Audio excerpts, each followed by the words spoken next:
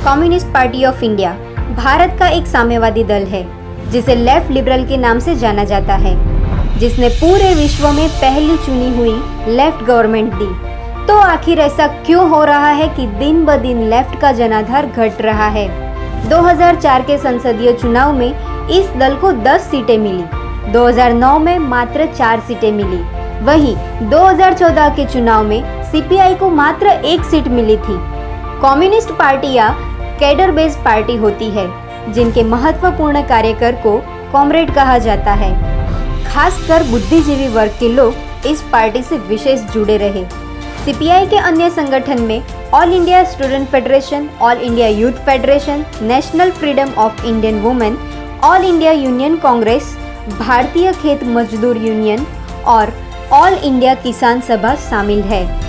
यह दल new age का प्रकाशन करता है।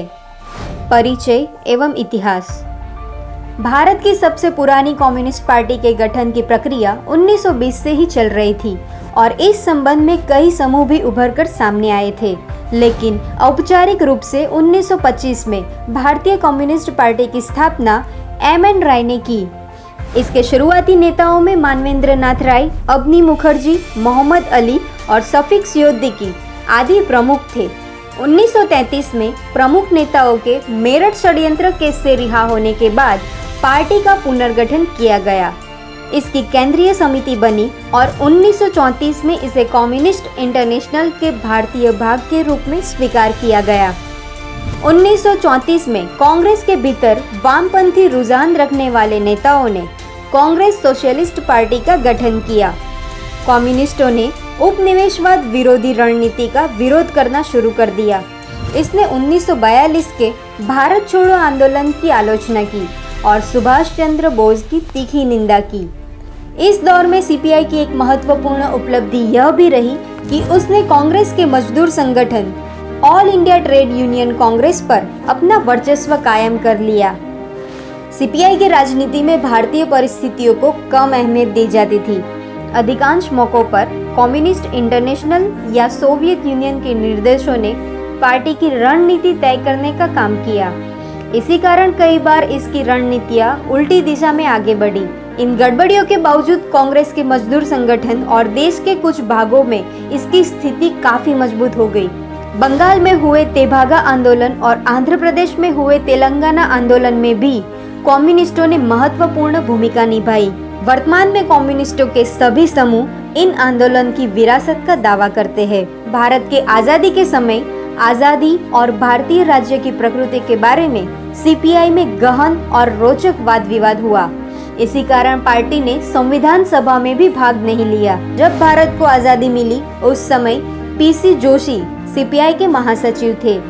उन्होंने इस बात पर जोर दिया कि सत्ता का हस्तांतरण वास्तविक है और नेहरू की सरकार से यह स्पष्ट संकेत मिलता है कि वह साम्राज्यवाद विरोधी ताकतों का प्रतिनिधित्व करती है। बीटी रणदिवे के नेतृत्व में यह तर्क दिया कि भारत में जन विद्रोह जोर पकड़ रहा है, इसलिए पार्टी के भीतर कुछ लोगों ने भारतीय राज्य के खिलाफ लोक युद्ध छेड़ने की वकालत की। लेकिन पीसी जोशी खेमे ने इस तरह के कदम को वामपंथी भटकाव की संज्ञा दी। इसके बाद मध्यमार्गी नेता अजय घोष ने पार्टी की कमान संभाली। इस दौर में पार्टी ने भारत की आजादी को मान्यता दी और संविधान को स्वीकार करते हुए चुनाव में भाग लेने का फैसला किया गया। 1957 में विधानसभा के चुनाव के बाद ईएमएस नंबूद्रिपाद के नेतृत्व में सीपीआई की सरकार बनी।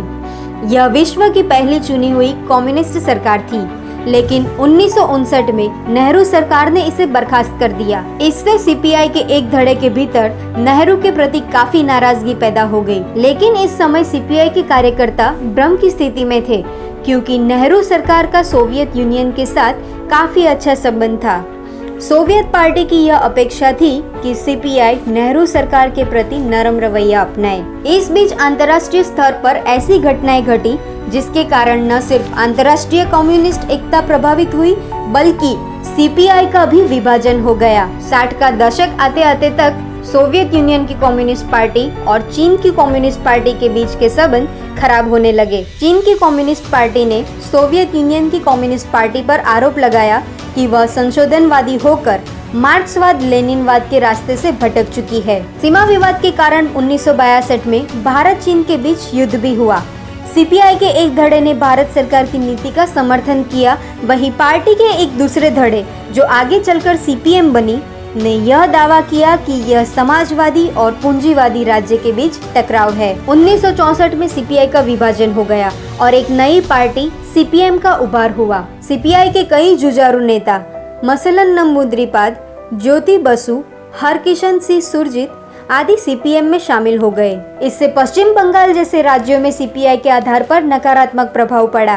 केरल में पार्टी के विभाजन के शुरुआती कुछ दशकों तक सीपीआई का भी अच्छा खासा प्रभाव। सीपीआई ने इंदिरा गांधी द्वारा लगाए गए आपातकाल का समर्थन किया, लेकिन 80 का दशक आते आते सीपीएम ज्यादा मजबूत कम्युनिस्ट पार्टी बन गई। देश के दूसरे कई भागों में सीपीआई की अच्छी उपस्थिति रही, लेकिन कुछ क्षेत्रों में ज्यादा मजबूत उपस्थिति के कारण सीपीएम आगे निकल गई। 1977 के बाद सीपीआई ने सीपीएम और दूसरी छोटी कम्युनिस्ट पार्टियों के साथ मिलकर वाम मोर्चे का गठन किया। व्यवहारिक तौर पर केरल सहित अधिकांश जगहों पर यह पार्टी सीपीएम के एक छोटे सहयोगी दल में बदल गई।